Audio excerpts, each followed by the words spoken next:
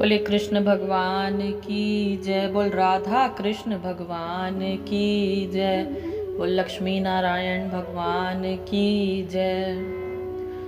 हम पढ़ रहे हैं श्रीमद् भागवत गीता का महत्व, और श्रीमद् भागवत गीता के महत्व का हम 11वां अध्याय पढ़ेंगे।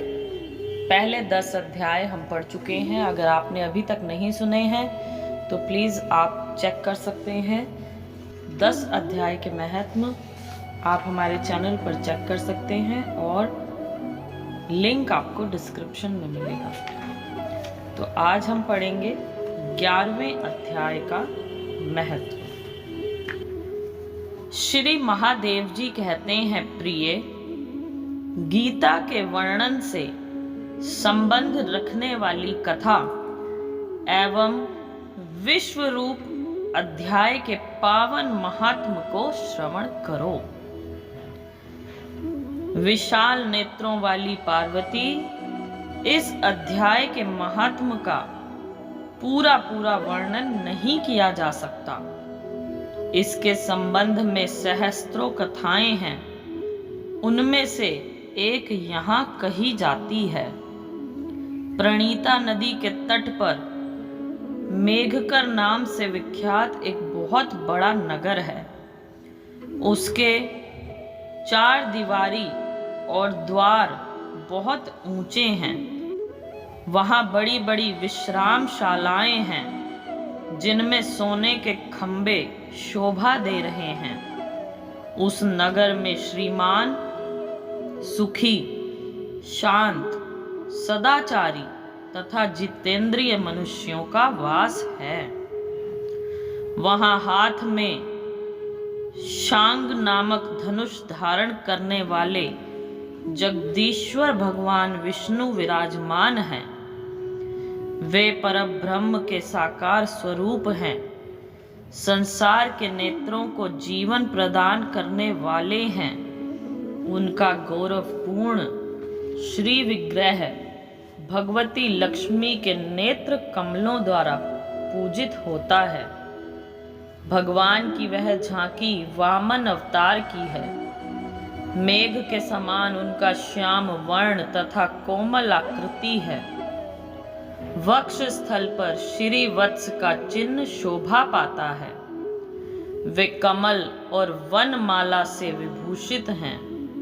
अनेक प्रकार के आभूषणों से सुशोभित हो भगवान वामन रत्न युक्त समुद्र के सदृश जान पड़ते हैं। पीतांबर से उनके श्याम विग्रह की कांति ऐसी प्रतीत होती है मानो चमकती हुई बिजली से घिरा हुआ स्निग्ध मेघ शोभा पा रहा हो। उन भगवान वामन का दर्शन करके जीव जन्म एवं संसार के बंधन से मुक्त हो जाता है। उस नगर में मेखला नामक महान तीर्थ है जिसमें स्नान करके मनुष्य शाश्वत वैकुंठ धाम को प्राप्त होता है। वहां जगत के स्वामी करुणा सागर भगवान नरसिंह का दर्शन करने से मनुष्य 7 जन्मों के किए हुए घोर पाप से छुटकारा पा जाता है। जो मनुष्य मेखला में गणेश जी का दर्शन करता है वह सदा दुस्तर विघ्नों के भी पार हो जाता है। उसी मेघकर नगर में कोई श्रेष्ठ ब्राह्मण थे जो ब्रह्मचर्य परायण, ममता और अहंकार से रहित, वेद शास्त्रों में प्रवीण, जितेंद्रिय तथा भगवान वासुदेव के शरणागत थे। उनका नाम सुनंद था। प्रिय, वे शांग धनुष धारण करने वाले भगवान के पास गीता के 11वें अध्याय विश्व रूप दर्शन योग का पाठ किया करते थे। उस अध्याय के प्रभाव से उन्हें ब्रह्म ज्ञान की प्राप्ति हो गई थी। परमानंद संदोह से पूर्ण उत्तम ज्ञानमयी समाधि के द्वारा इंद्रियों के अंतर्मुख हो जाने के कारण वे निश्चल स्थिति को प्राप्त हो गए थे और सदा जीवन मुक्त योगी की स्थिति में रहते थे। एक समय जब बृहस्पति सिंह राशि पर थे, महायोगी सुनंद ने गोदावरी तीर्थ की यात्रा आरंभ की। वे क्रमशः विरज तीर्थ, तारा तीर्थ, कपिला संगम, अष्ट तीर्थ, कपिला द्वार, नरसिंहवन, अंबिकापुरी तथा करस्थानपुर आदि क्षेत्रों में स्नान और दर्शन करते हुए विवाह मंडप नामक नगर में आए। वहां उन्होंने प्रत्येक घर में जाकर अपने ठहरने के लिए स्थान मांगा, परंतु कहीं भी उन्हें स्थान नहीं मिला। अंत में गांव के मुखिया ने उन्हें एक बहुत बड़ी धर्मशाला दिखा दी। ब्राह्मण ने साथियों सहित उसके भीतर जाकर रात में निवास किया। सवेरा होने पर उन्होंने अपने को तो धर्मशाला के बाहर पाया, किंतु उनके और साथी नहीं दिखाई दिए। वे उन्हें खोजने के लिए चले। इतने में ही मुखिए से उनकी भेंट हो गई। ग्रामपाल ने कहा, मुनि श्रेष्ठ, तुम सब प्रकार से दीर्घायु जान पड़ते हो। सौभाग्यशाली तथा पुण्यवान पुरुषों में तुम सबसे पवित्र हो। तुम्हारे भीतर कोई लोकोत्तर प्रभाव विद्यमान है। तुम्हारे साथी कहाँ गए और कैसे इस भवन से बाहर हुए, इसका पता लगाओ। मैं तुम्हारे सामने इतना ही कहता हूँ कि तुम्हारे जैसा तपस्वी मुझे दूसरा कोई नहीं दिखाई देता। विप्रवर, तुम्हें किस महामंत्र का ज्ञान है, किस विद्या का आश्रय लेते हो तथा किस देवता की दया से तुम्हें अलौकिक शक्ति आ गई है। भगवान, कृपा करके इस गांव में रहो, मैं तुम्हारी सब सेवा करूंगा। यूं कहकर ग्रामपाल ने मुनीश्वर सुनंद को अपने गांव में ठहरा लिया। वह दिन रात बड़ी भक्ति से उनकी सेवा टहल करने लगा। जब 7-8 दिन बीत गए, तब एक दिन प्रातः काल आकर वह बहुत दुखी हो महात्मा के सामने रोने लगा और बोला, हाय, आज रात में राक्षस ने मुझ भाग्यहीन के बेटे को चबा लिया है। मेरा पुत्र बड़ा ही गुणवान और भक्तिमान था। ग्रामपाल के इस प्रकार कहने पर योगी सुनंद ने पूछा, कहाँ है वह राक्षस और किस प्रकार उसने तुम्हारे पुत्र का भक्षण किया है? ग्रामपाल बोला, ब्राह्मण, इस नगर में एक बड़ा भयंकर नरभक्षी राक्षस रहता है। वह प्रतिदिन आकर इस नगर के मनुष्यों को खा लिया करता था। तब एक दिन समस्त नगरवासियों ने मिलकर उससे प्रार्थना की, राक्षस, तुम हम सब लोगों की रक्षा करो, हम तुम्हारे लिए भोजन की व्यवस्था किए देते हैं। यहाँ बाहर के जो पथिक रात में आकर नींद लेने लगे, उनको खा जाना। इस प्रकार नागरिक मनुष्यों ने गांव के मुखिया द्वारा इस धर्मशाला में भेजे हुए पथिकों को ही राक्षस का आहार निश्चित किया। अपने प्राणों की रक्षा के लिए ही उन्हें ऐसा करना पड़ा। तुम भी अन्य राहगीरों के साथ इस घर में आकर सोए थे, किंतु राक्षस ने उन सबों को तो खा लिया, केवल तुम्हें छोड़ दिया है। द्विजोत्तम, तुम में ऐसा क्या प्रभाव है, यह बात को तुम ही जानते हो। इस समय मेरे पुत्र का एक मित्र आया था, किंतु मैं उसे पहचान ना सका। वह मेरे पुत्र को बहुत ही प्रिय था, किंतु अन्य राहगीरों के साथ उसे भी मैंने उसी धर्मशाला में भेज दिया। मेरे पुत्र ने जब सुना कि मेरा मित्र भी उसमें प्रवेश कर गया है, तब वह उसे वहां से ले आने के लिए गया, परंतु राक्षस ने उसे भी खा लिया। आज सवेरे मैंने बहुत दुखी होकर उस पिशाच से पूछा, ओ दुष्टात्मन, तूने रात में मेरे पुत्र को भी खा लिया। तुम्हारे पेट में पड़ा हुआ मेरा पुत्र जिससे जीवित हो सके, ऐसा कोई उपाय यदि हो तो बता। राक्षस ने कहा, ग्रामपाल, धर्मशाला के भीतर घुसे हुए तुम्हारे पुत्र के ना जानने के कारण मैंने भक्षण किया है। अन्य पथिकों के साथ तुम्हारा पुत्र भी अनजान में ही मेरा ग्रास बन गया है।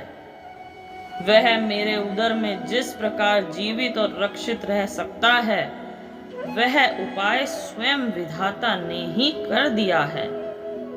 जो ब्राह्मण सदा गीता के 11वें अध्याय का पाठ करता हो, उसके प्रभाव से मेरी मुक्ति होगी और मरे हुओं को पुनः जीवन प्राप्त होगा। यहाँ कोई ब्राह्मण रहते हैं जिनको मैंने एक दिन धर्मशाला से बाहर कर दिया था।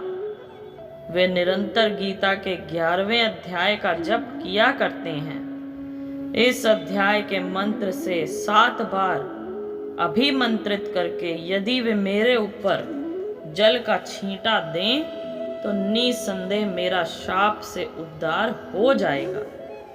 इस प्रकार उस राक्षस का संदेश पाकर मैं तुम्हारे निकट आया हूँ। ब्राह्मण ने पूछा, ग्रामपाल, जो रात में सोए हुए मनुष्यों को खाता है, वह प्राणी किस पाप से राक्षस हुआ है? ग्रामपाल बोला, ब्राह्मण, पहले इस गांव में कोई किसान ब्राह्मण रहता था। एक दिन वह अगहनी के खेत की क्यारियों की रक्षा करने में लगा था। वहां से थोड़ी ही दूर पर एक बहुत बड़ा गिद्ध किसी राही को मारकर खा रहा था। उसी समय एक तपस्वी कहीं से आ निकले, जो उस राही को बचाने के लिए दूर से ही दया दिखाते आ रहे थे। गिद्ध उस राही को खाकर आकाश में उड़ गया।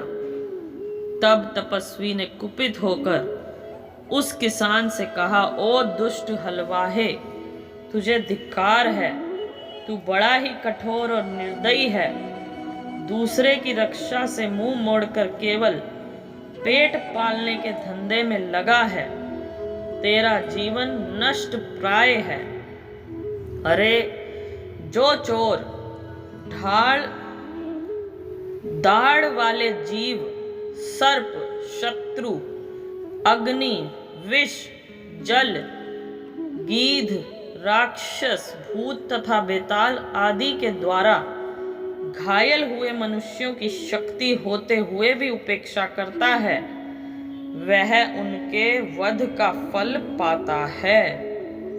जो शक्तिशाली होकर भी चोर आदि के चंगुल में फंसे हुए ब्राह्मण को छुड़ाने की चेष्टा नहीं करता, वह घोर नरक में पड़ता और पुनः भेड़िए की योनि में जन्म लेता है। जो वन में मारे जाते हुए तथा ग्रंथ और व्याघ्र की दृष्टि में पड़े हुए जीव की रक्षा के लिए छोड़ो छोड़ो की पुकार करता है, वह परम गति को प्राप्त होता है। जो मनुष्य गौओं की रक्षा के लिए व्याघ्र, भील तथा दुष्ट राजाओं के हाथ से मारे जाते हैं, वे भगवान विष्णु के उस परम पद को पाते हैं जो योगियों के लिए भी दुर्लभ है। सहस्त्र अश्वमेघ और 100 वाजपेयी यज्ञ मिलकर शरणागत रक्षा की 16वीं कला के बराबर भी नहीं हो सकते। दीन तथा भयभीत जीव की उपेक्षा करने से पुण्यवान पुरुष भी समय आने पर कुंभीपाक नामक नरक में पकाया जाता है। तूने दुष्ट गिद्ध के द्वारा खाए जाते हुए राही को देखकर उसे बचाने में समर्थ होते हुए भी जो इसकी रक्षा नहीं की, इससे तू निर्दयी जान पड़ता है, अतः तू राक्षस हो जा। हलवाहा बोला, महात्मन, मैं यहाँ उपस्थित अवश्य था, किंतु मेरे नेत्र बहुत देर से खेत की रक्षा में लगे थे, अतः पास होने पर भी गिद्ध के द्वारा मारे जाते हुए इस मनुष्य को मैं नहीं जान सका। अतः मुझ दीन पर आपको अनुग्रह करना चाहिए। तपस्वी ब्राह्मण ने कहा, जो प्रतिदिन गीता के 11वें अध्याय का जप करता है, उस मनुष्य के द्वारा अभिमंत्रित जल जब तुम्हारे मस्तक पर पड़ेगा, उस समय तुम्हें शाप से छुटकारा मिल जाएगा। यह कहकर तपस्वी ब्राह्मण चले गए और वह हलवाहा राक्षस हो गया। अतः द्विज श्रेष्ठ, तुम चलो और 11वें अध्याय से तीर्थ के जल को अभिमंत्रित करो, फिर अपने ही हाथ से उस राक्षस के मस्तक पर उसे छिड़क दो। ग्रामपाल की ये सारी प्रार्थना सुनकर ब्राह्मण का हृदय करुणा से भर आया। वे बहुत अच्छा कहकर उसके साथ राक्षस के निकट गए। वे ब्राह्मण योगी थे। उन्होंने विश्वरूप दर्शन नामक 11वें अध्याय से जल अभिमंत्रित करके उस राक्षस के मस्तक पर डाला। गीता के 11वें अध्याय के प्रभाव से वह शाप से मुक्त हो गया। उसने राक्षस देह का परित्याग करके चतुर्भुज रूप धारण कर लिया तथा उसने जिन सहस्त्रों पथिकों का भक्षण किया था, वे भी शंख, चक्र एवं गदा धारण किए चतुर्भुज रूप हो गए। तत्पश्चात वे सभी विमान पर आरूढ़ हुए।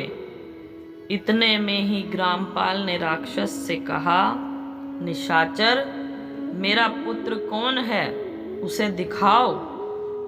उसके यों कहने पर दिव्य बुद्धि वाले राक्षस ने कहा, ये जो तमाल के समान श्याम, 4 भुजाधारी, माणिक्यमय मुकुट से सुशोभित तथा दिव्य मणियों के बने हुए कुंडलों से अलंकृत है, हार पहनने के कारण जिनके कंधे मनोहर प्रतीत होते हैं, जो सोने के भुजबंदों से विभूषित, कमल के समान नेत्र वाले, स्निग्ध रूप तथा हाथ में कमल लिए हुए हैं और दिव्य विमान पर बैठकर देवत्व को प्राप्त हो चुके हैं, इन्हीं को अपना पुत्र समझो।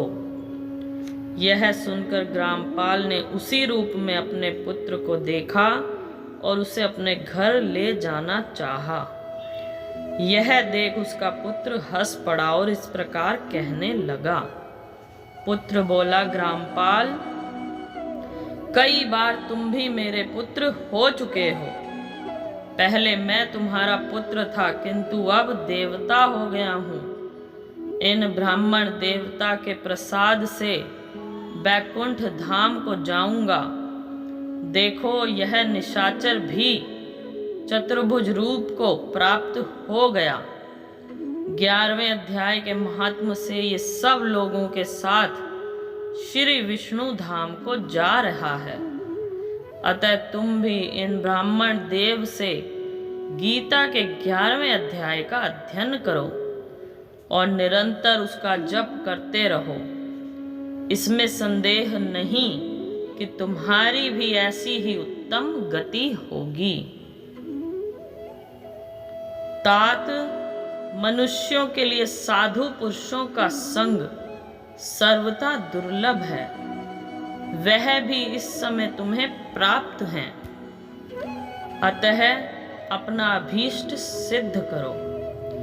धन, भोग, दान, यज्ञ, तपस्या और पूर्व कर्मों से क्या लेना है?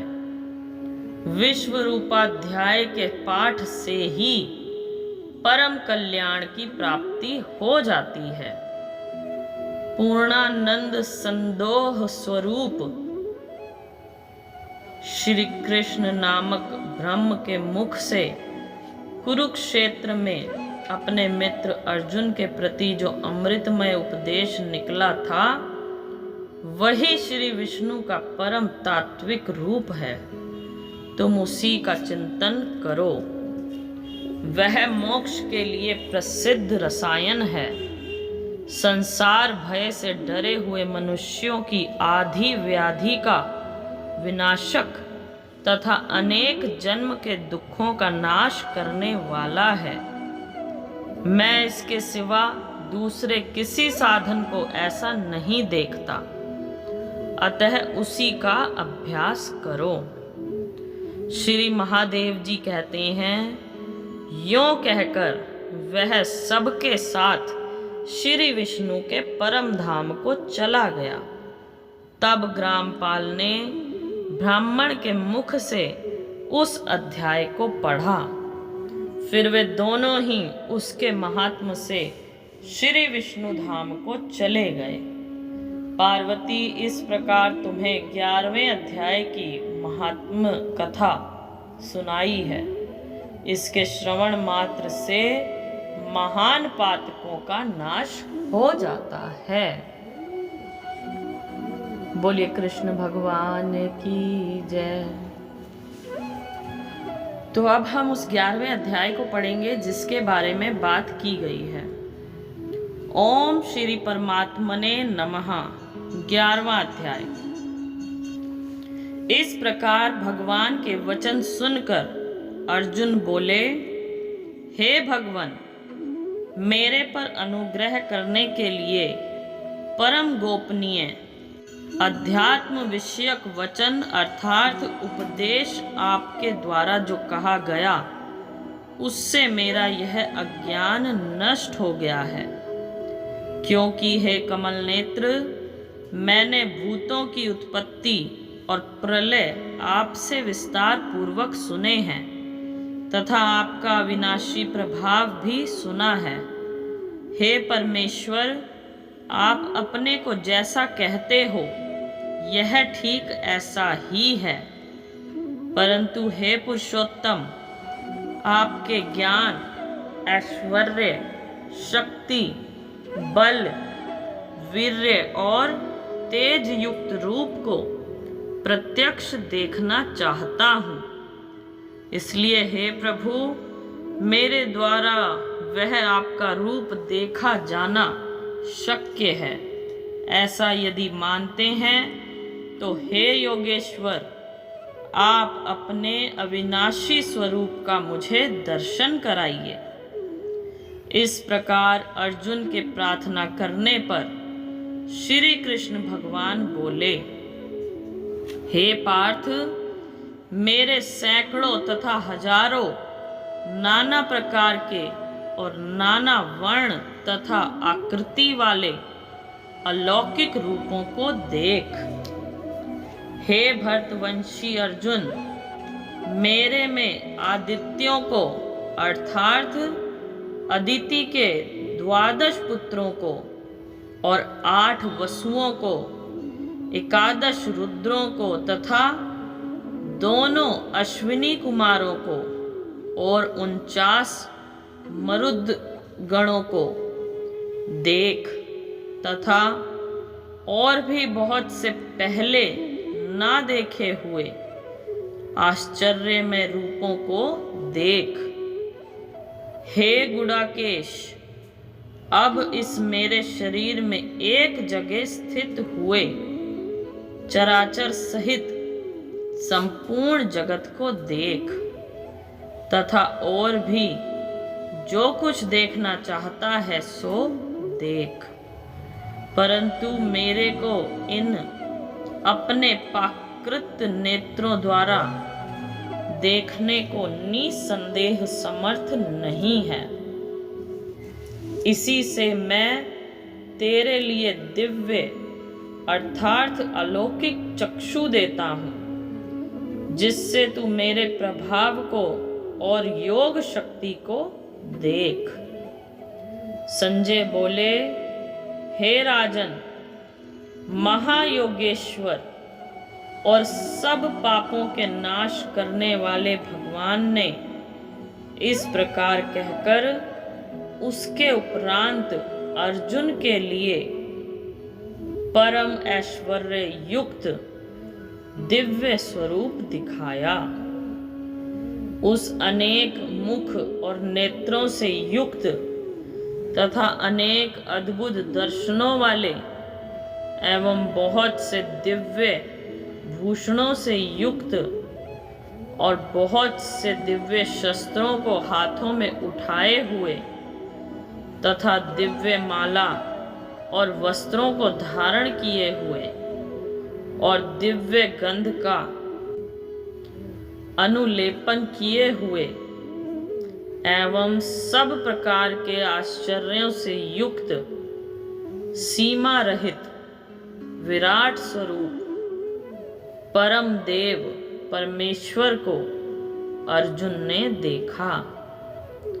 हे राजन, आकाश में 1000 सूर्यों के एक साथ उदय होने से उत्पन्न हुआ जो प्रकाश होवे, वह भी उस विश्व रूप परमात्मा के प्रकाश के सदृश कदाचित ही होवे।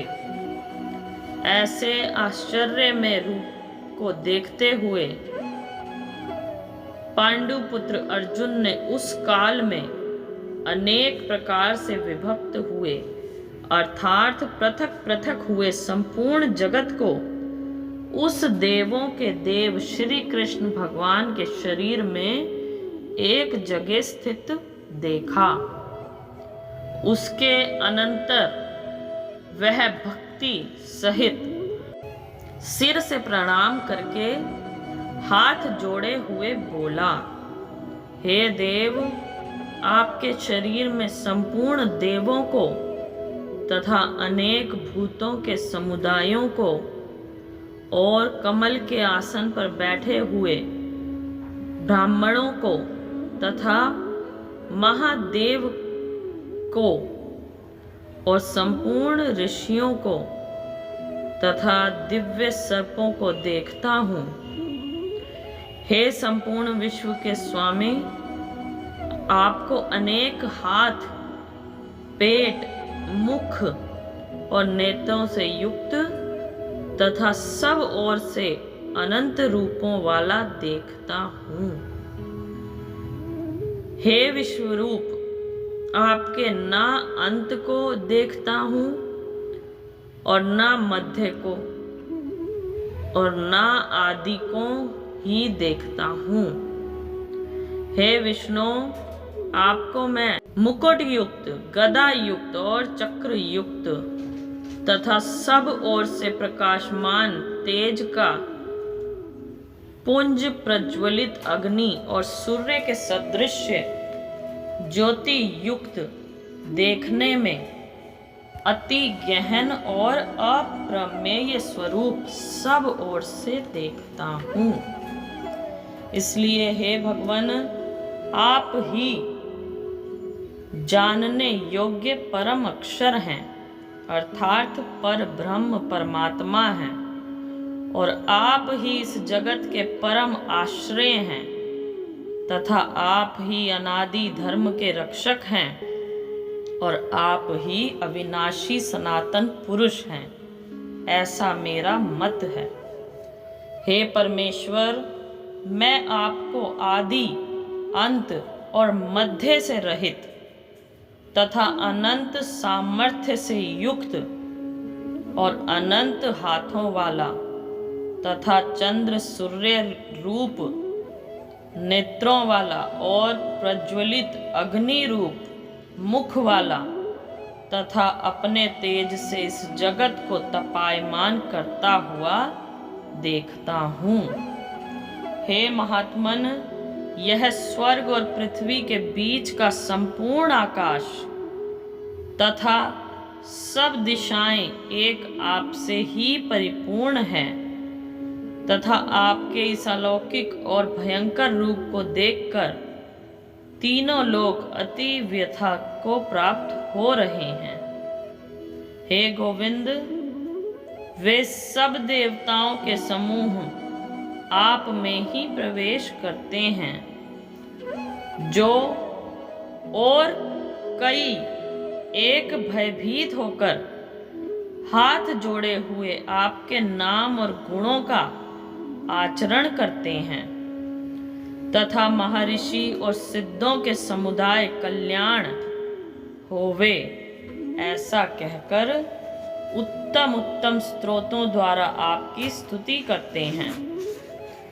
हे परमेश्वर, जो 11 रुद्र और 12 आदित्य तथा 8 वसु और साध्यगण, विश्वदेव तथा अश्विनी कुमार और मरुदगण और पितरों का समुदाय तथा गंधर्व, राक्षस, यक्ष और सिद्ध गणों के समुदाय हैं, वे सब ही विस्मित हुए आपको देखते हैं। हे महाबाहो, आपके बहुत मुख और नेत्रों वाले तथा बहुत हाथ, जंघा और पैरों वाले और बहुत उदरों वाले तथा बहुत सी विकराल दाढ़ों वाले महान रूप को देखकर सब लोग व्याकुल हो रहे हैं तथा मैं भी व्याकुल हो रहा हूँ, क्योंकि हे विष्णु, आकाश के साथ स्पर्श किए हुए दैदीप्यमान अनेक रूपों से युक्त तथा फैलाए हुए मुख और प्रकाशमान विशाल नेत्रों से युक्त आपको देखकर भयभीत अंतःकरण वाला मैं धीरज और शांति को नहीं प्राप्त होता हूँ। हे भगवान, आपके विकराल दाढ़ों वाले और प्रलय काल की अग्नि के समान प्रज्वलित मुखों को देखकर दिशाओं को नहीं जानता हूँ और सुखों को भी प्राप्त नहीं होता हूँ। इसलिए हे देवेश, हे जगन निवास, आप प्रसन्न होवें। मैं देखता हूँ कि वे सब ही धृतराष्ट्र के पुत्र राजाओं के समुदाय सहित आप में प्रवेश करते हैं और भीष्म पितामह, द्रोणाचार्य तथा कर्ण और हमारे पक्ष के विधान योद्धाओं के सहित सब के सब वेगयुक्त हुए आपके विकराल दाढ़ों वाले भयानक मुखियों में प्रवेश करते हैं और कई एक चूर्ण हुए सिंह रोहित आपके दांतों के बीच में लगे हुए हैं। हे विश्वमूर्ति, जैसे नदियों के बहुत से जल से प्रवाह समुद्र के ही सम्मुख दौड़ते हैं, अर्थात समुद्र में प्रवेश करते हैं, वैसे ही वे शूरवीर मनुष्यों के समुदाय भी आपके प्रज्वलित हुए मुखों में प्रवेश करते हैं। अथवा जैसे पतंग मोह के वश होकर नष्ट होने के लिए प्रज्वलित अग्नि में अति वेग से युक्त हुए प्रवेश करते हैं, वैसे ही ये सब लोग अपने नाश के लिए आपके मुखों में अति वेग से युक्त हुए प्रवेश करते हैं और आप उन संपूर्ण लोकों को प्रज्वलित मुखों द्वारा ग्रसन करते हुए सब ओर से चाट रहे हैं। हे विष्णु, आपका उग्र प्रकाश संपूर्ण जगत को तेज के द्वारा परिपूर्ण करके तपायमान करता है। हे भगवान, कृपा करके मेरे प्रति कहिए कि आप उग्र रूप वाले कौन हैं। हे देवों में देव, आपको नमस्कार होवे। आप प्रसन्न आदि स्वरूप, आपको मैं तत्व से जानता हूँ, क्योंकि आपकी प्रवृत्ति मैं नहीं जानता। इस प्रकार अर्जुन के पूछने पर श्री कृष्ण भगवान बोले, हे अर्जुन, मैं लोकों का नाश करने वाला बड़ा हुआ महाकाल हूँ। इस समय इन लोकों को नष्ट करने के लिए प्रकट हुआ हूँ। इसलिए जो प्रतिपक्षियों की सेना में स्थित हुए योद्धा लोग हैं, वे सब तेरे बिना भी नहीं रहेंगे। अर्थात तेरे युद्ध ना करने से भी इनका सबका नाश हो जाएगा। इससे तू खड़ा हो और यश को प्राप्त कर तथा शत्रुओं को जीत कर धन धान्य से संपन्न राज्य को भोग। और यह सब शूरवीर पहले से ही मेरे द्वारा मारे हुए हैं। हे सव्यसाचिन, तू तो केवल निमित्त मात्र ही हो जा तथा इन द्रोणाचार्य और भीष्म पितामह तथा जयद्रथ और कर्ण तथा और भी बहुत से मेरे द्वारा मारे हुए शूरवीर योद्धाओं को तू मार और भय मत कर। निसंदेह तू युद्ध में वैरियों को जीतेगा, इसलिए युद्ध कर। इसके उपरांत संजय बोले, हे राजन, केशव भगवान के इस वचनों को सुनकर मुकुटधारी अर्जुन हाथ जोड़े हुए कांपता हुआ नमस्कार करके, फिर भी भयभीत हुआ प्रणाम करके भगवान श्री कृष्ण के प्रति गदगद वाणी से बोला कि हे अंतर्यामिन, यह योग्य ही है कि जो आपके नाम और प्रभाव के कीर्तन से जगत अति हर्षित होता है और अनुराग को भी प्राप्त होता है तथा भयभीत हुए राक्षस लोग दिशाओं में भागते हैं और सब सिद्ध गणों के समुदाय नमस्कार करते हैं। हे महात्मन, ब्रह्मा के भी आदि करता और सबसे बड़े आपके लिए वे कैसे नमस्कार नहीं करें, क्योंकि हे अनंत, हे देवेश, हे जगन्निवास, जो सत असत और उनसे परे अक्षर अर्थात सच्चिदानंद घन ब्रह्म हैं, वह आप ही हैं। हे प्रभो, आप आदि देव और सनातन पुरुष हैं। आप इस जगत के परम आश्रय और जानने वाले तथा जानने योग्य और परम धाम हैं। हे अनंत रूप, आपसे यह सब जगत व्याप्त अर्थात परिपूर्ण है। हे हरे, आप वायु, यमराज, अग्नि, वरुण, चंद्रमा तथा प्रजा के स्वामी ब्रह्मा और ब्रह्मा के भी पिता हैं। आपके लिए हजारों बार नमस्कार नमस्कार होवे। आपके लिए फिर भी बारंबार नमस्कार नमस्कार होवे। हे अनंत सामर्थ्य वाले, आपके लिए आगे से और पीछे से भी नमस्कार होवे। हे स्वार्थमन, आपके लिए सब ओर से ही नमस्कार होवे। क्योंकि अनंत पराक्रमशाली आप सब संसार को व्याप्त किए हुए हैं। इससे आप ही सर्वरूप हैं।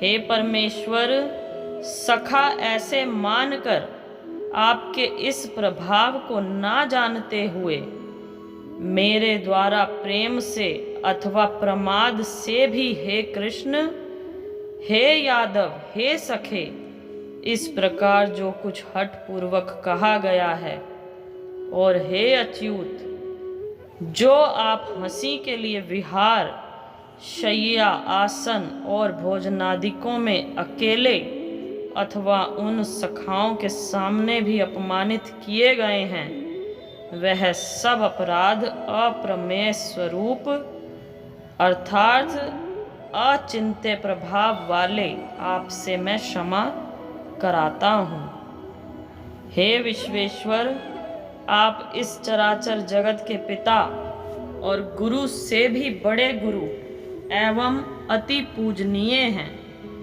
हे अतिशय प्रभाव वाले, तीनों लोकों में आपके समान भी दूसरा कोई नहीं है, फिर अधिक कैसे होवे। इससे हे प्रभो, मैं शरीर को अच्छी प्रकार चरणों में रख के और प्रणाम करके स्तुति करने योग्य आप ईश्वर को प्रसन्न होने के लिए प्रार्थना करता हूँ। हे देव, पिता जैसे पुत्र के और सखा जैसे सखा के और पति जैसे प्रिय स्त्री के, वैसे ही आप भी मेरे अपराध को सहन करने के लिए योग्य हैं। हे विश्वमूर्ते, मैं पहले ना देखे हुए आश्चर्यमय आपके इस रूप को देखकर हर्षित हो रहा हूँ और मेरा मन भय से अति व्याकुल भी हो रहा है। इसलिए हे देव, आप उस अपने चतुर्भुज रूप को ही मेरे लिए दिखाइए। हे देवेश, हे जग निवास, प्रसन्न होइए। हे विष्णु, मैं वैसे ही आपको मुकुट धारण किए हुए तथा गदा और चक्र हाथ में लिए हुए देखना चाहता हूँ। इसलिए हे विश्वरूप, हे सहस्त्र बाहो, आप उस ही चतुर्भुज रूप से युक्त होइए। इस प्रकार अर्जुन की प्रार्थना को सुनकर श्री कृष्ण भगवान बोले, हे अर्जुन, अनुग्रह पूर्वक मैंने अपनी योग शक्ति के प्रभाव से यह मेरा परम तेजोमय, सबका आदि और सीमा रहित विराट रूप तेरे को दिखाया है, जो कि तेरे सिवा दूसरे से पहले नहीं देखा गया। हे अर्जुन, मनुष्य लोक में इस प्रकार विश्व रूप वाला मैं ना वेद और यज्ञों के अध्ययन से तथा ना दान से, ना क्रियाओं से और ना उग्र तपों से ही तेरे सिवा दूसरे से देखा जाने को शक्य हूँ। इस प्रकार के मेरे इस विकराल रूप को देखकर तेरे को व्याकुलता ना होवे और मूढ़ भाव भी ना होवे और भय रहित प्रीति युक्त मन वाला तू उस ही मेरे इस शंख, चक्र, गदा, पद्म सहित चतुर्भुज रूप को फिर देख। उसके उपरांत संजय बोले, हे राजन, वासुदेव भगवान ने अर्जुन के प्रति इस प्रकार कहकर फिर वैसे ही अपने चतुर्भुज रूप को दिखाया और फिर महात्मा कृष्ण ने सौम्य मूर्ति होकर इस भयभीत हुए अर्जुन को धीरज दिया। उसके उपरांत अर्जुन बोले, हे जनार्दन, आपके इस अति शांत मनुष्य रूप को देखकर अब मैं शांत चित्त हुआ। अपने स्वभाव को प्राप्त हो गया हूँ। इस प्रकार अर्जुन के वचन को सुनकर श्री कृष्ण भगवान बोले, हे अर्जुन, मेरा यह चतुर्भुज रूप देखने को अति दुर्लभ है कि जिसको तुमने देखा है, क्योंकि देवता भी सदा इस रूप के दर्शन करने की इच्छा वाले हैं। हे अर्जुन, ना वेदों से, ना तप से, ना दान से और ना यज्ञ से इस प्रकार चतुर्भुज रूप वाला मैं देखा जाने को शक्य हूँ कि जैसे मेरे को तुमने देखा है।